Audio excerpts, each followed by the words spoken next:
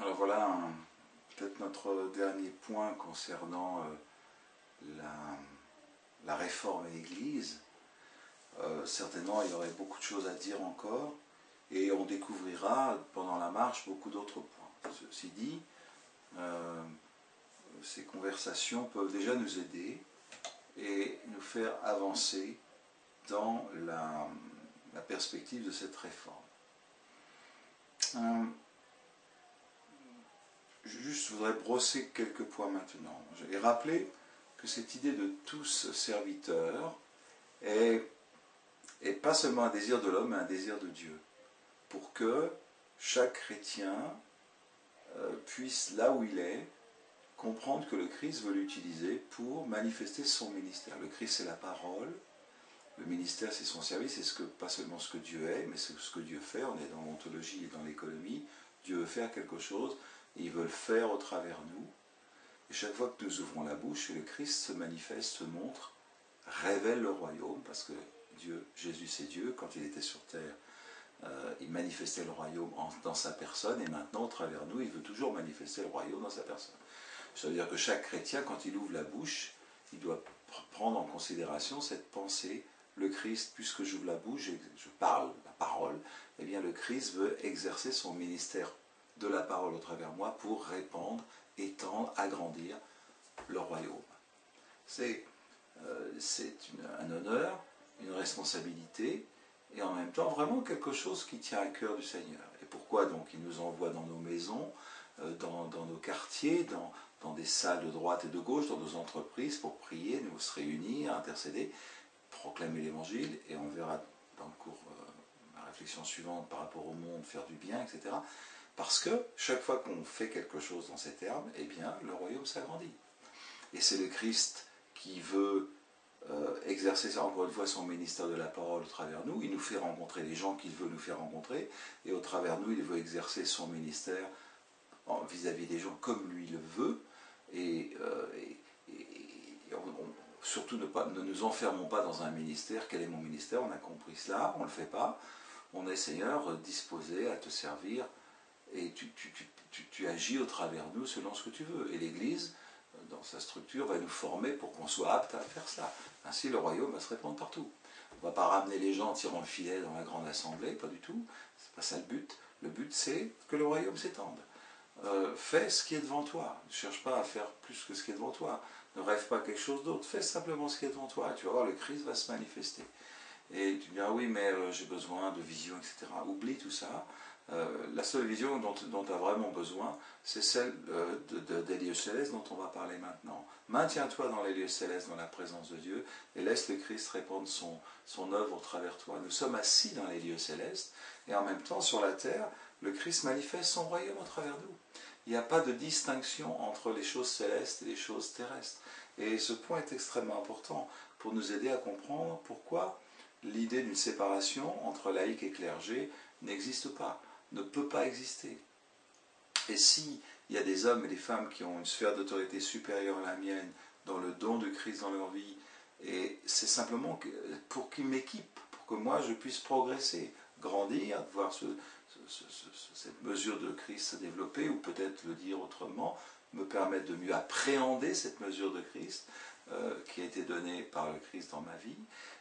Mais c'est simplement pour ça. Et le but des ministères, c'est de travailler en équipe pour répandre un peu plus le royaume apostolique. Et l'autre point qu'on a vu, c'est que le Christ veut des équipes apostoliques à tout niveau. Soit dans ma maison, pour ma rue, pour mon quartier, pour ma ville, pour ma région, pour mon pays.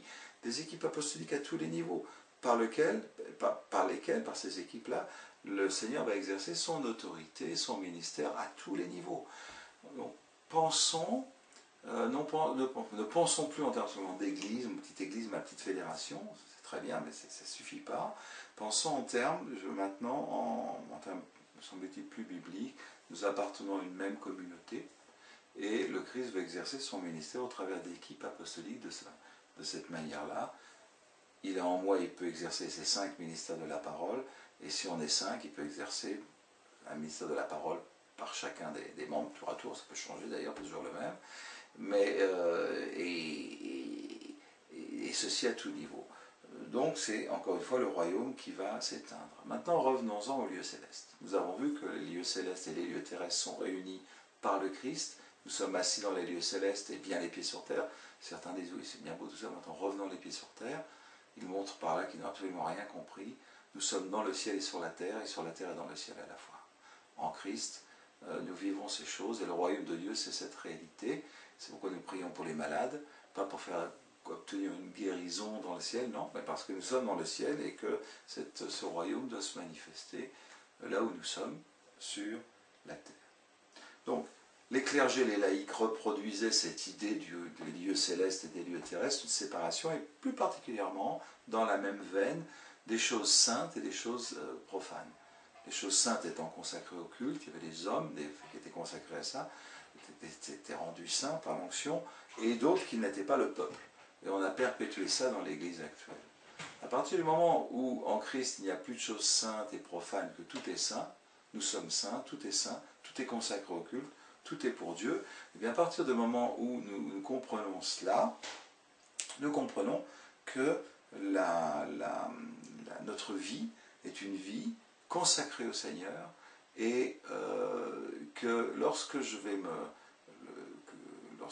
réunir, si quelqu'un par exemple est sur l'estrade, en aucun cas c'est le clergé et moi je suis le laïc, il est simplement quelqu'un qui est là pour m'équiper, m'apporter quelque chose de la part du Seigneur pour que moi je puisse exercer mon ministère. Il n'est pas plus, il n'est pas moins, on a tous le même service et la différence se fait simplement au niveau du don de l'Esprit qui accompagne le don du Christ. Nous avons déjà vu ça. Donc ma vie est une vie vécue d'une manière sainte, donc utile pour le culte, pour un service de Dieu. Qu'est-ce que ça veut dire? Ça veut dire que par exemple à la fin de ma réunion du grand groupe, je vais prendre soin des uns et des autres, je vais laisser le Christ exercer son ministère pour encourager l'un, bénir l'autre, être encouragé aussi par les autres, bien sûr, ça fonctionne dans les deux sens, mais je vais manifester le ministère du Christ là, à la fin de ma rencontre du dimanche matin par exemple. Mais quand je rentre chez moi, je vais continuer ça. Je vais continuer à travers mon conjoint, mes enfants s'il y en a, mes amis, etc. Je vais continuer à manifester ça ne s'arrête pas à l'église bâtiment, ça continue dans ma vie de tous les jours. Et là, je vais continuer à vivre en église, parce que l'église c'est ça, c'est la continuité de ce que je fais. Lorsque je suis dans le grand groupe, je continue.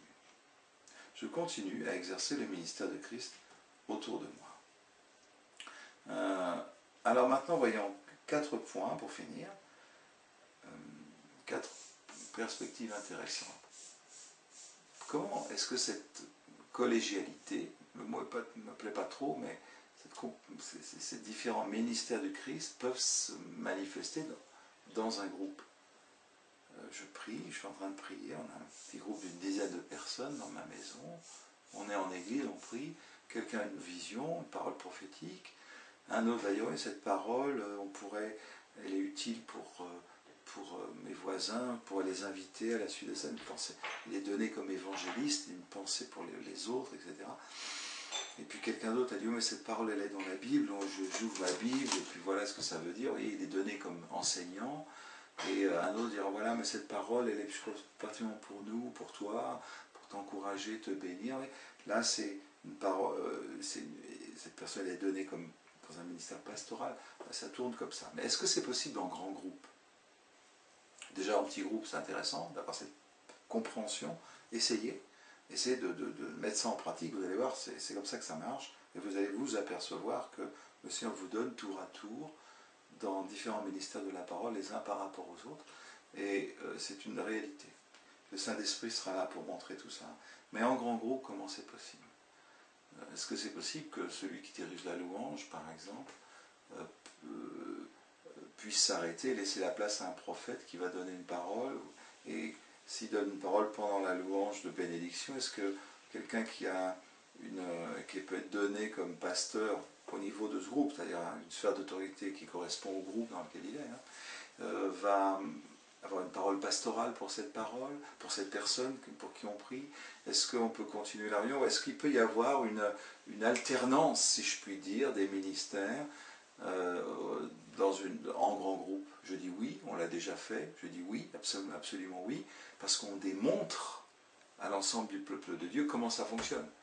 Si, encore une fois, c'est un seul qui dirige, on va démontrer que ça fonctionne comme ça. On ne peut pas être seul qui dirige et puis penser, dire aux autres, au peuple, allez exercer le mystère du Christ partout. Ça ne peut pas fonctionner comme ça.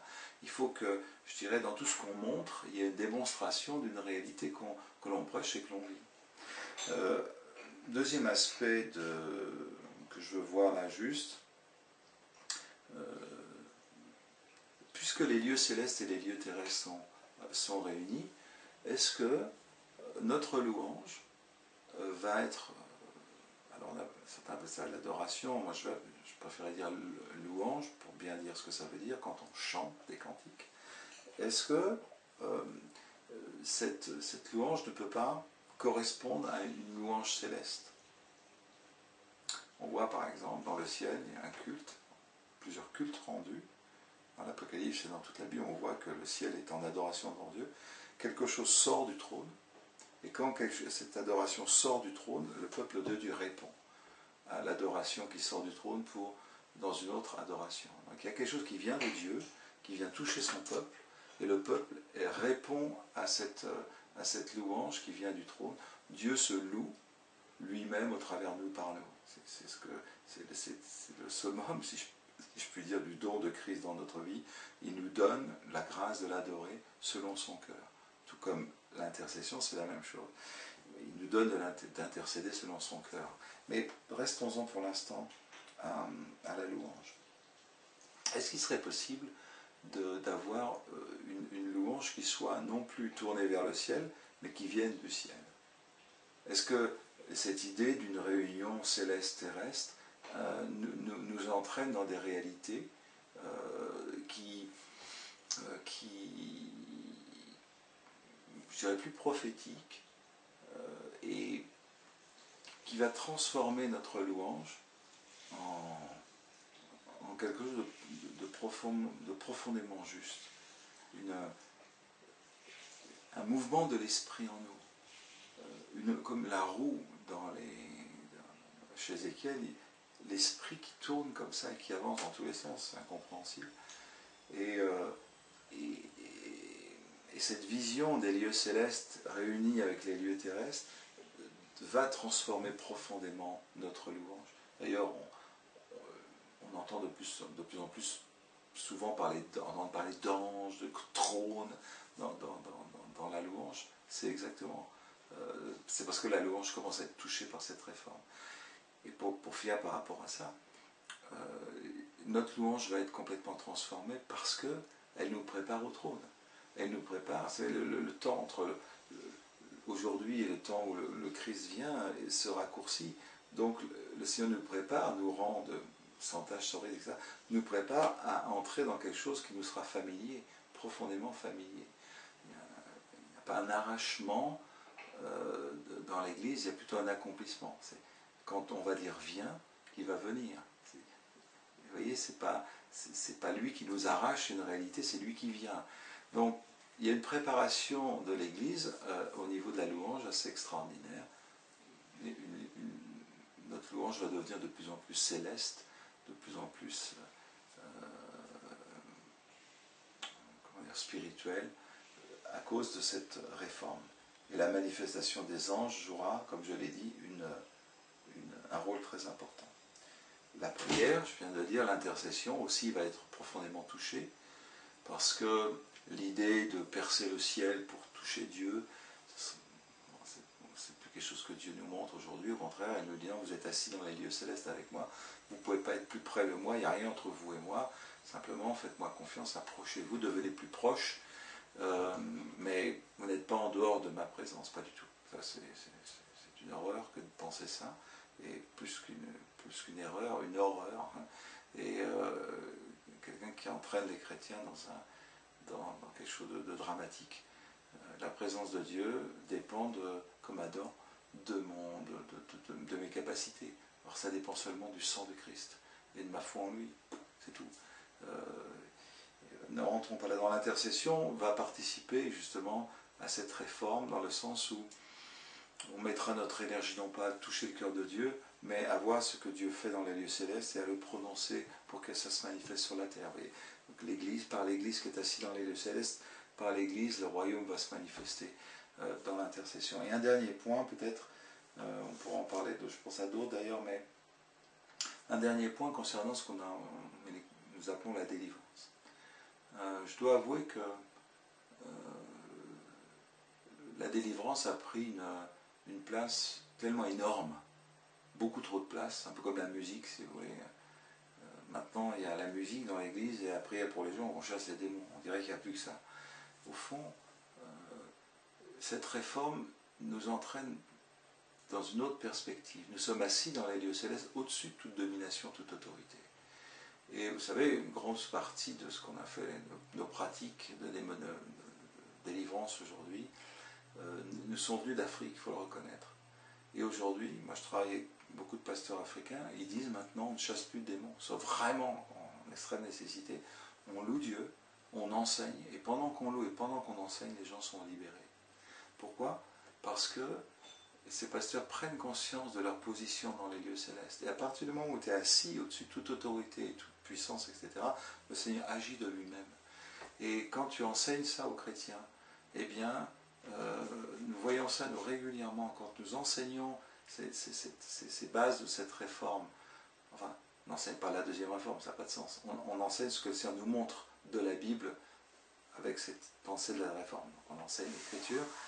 Et lorsqu'on enseigne la position, par exemple, des chrétiens dans les lieux célestes, eh bien, c'est vrai qu'il peut y avoir des démons, mais les démons semblent partir d'eux-mêmes. Parce que le chrétien prend conscience qui il est, où il est, dans les lieux célestes, assis au-dessus de toute domination. Rien à faire là, les démons. Ça ne veut pas pour dire pour autant qu'on n'est pas attaqué, etc. C'est pas ça. Mais c'est anormal de penser qu'on puisse être habité par un esprit alors que nous sommes assis dans les lieux célestes. Si tu viens au Christ et que tu avais déjà des esprits en toi, ok, on va les chasser. Mais arrêtons de croire qu'ils vont revenir tous les 4 matins parce que tu n'as pas prié, parce que tu n'as pas assez lu la Bible, tu t'es pas revêtu de l'armure du chrétien et je ne sais plus quoi, hein, tu t'es pas levé à 4 heures du matin pour invoquer je ne sais plus qui. Non, arrêtons ça. Encore une fois, ça viendrait de nous. Non. Mais à partir des lieux célestes, si Dieu te montre quelque chose, fais-le. Ne jeûne pas pour obtenir quelque chose que tu as déjà en Christ. Mais si Dieu te dit de jeûner pour quelque chose, fais-le, bien sûr. Mais ne jeûne pas pour. Jeûne parce que tu es déjà en Christ, assis à la droite de Dieu. Et je pense que pour revenir sur la délivrance, nos pratiques vont profondément changer, complètement changer même s'il y a des choses qui perdurent, mais dans notre esprit, les choses changeront. Parce que nous prendrons conscience que nous sommes dans les lieux célestes, nous sommes des saints, et nous le vivons, et nous vivons comme tel. Et je voudrais juste insister sur un dernier point.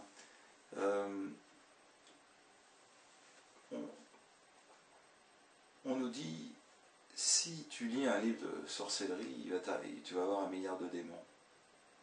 Ok. Mais si tu lis la Bible tous les jours, qu'est-ce qui arrive? Qu'est-ce qui arrive?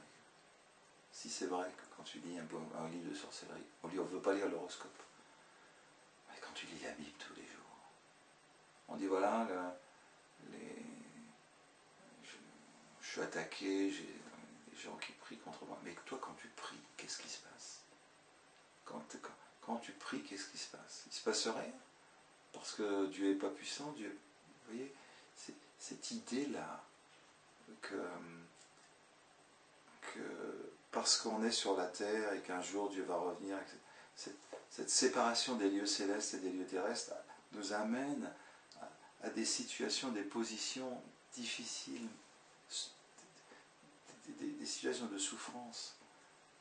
Parce que la distance entre Dieu et nous est telle, entre Dieu et le monde est telle. Mais si tu comprends que tu es en Christ sur la terre et dans le royaume, et chaque fois que tu pries, chaque fois que tu lis la Bible, le royaume s'étend. Le royaume s'étend. Il y a de la résistance. Ah oui, c'est pas dit qu'il n'y aura pas de résistance. Mais chaque fois que tu pries, le royaume s'étend. Alors à ce moment-là, ton objectif ne sera pas de voir l'Église grandir, mais de voir le royaume s'étendre. Et l'Église prendra sa place, c'est-à-dire comme moyen par lequel le royaume va s'étendre. Parce que l'Église, c'est nous. Chaque fois que nous nous réunissons, nous sommes en Église. Et étant en Église, nous voyons le royaume se manifester.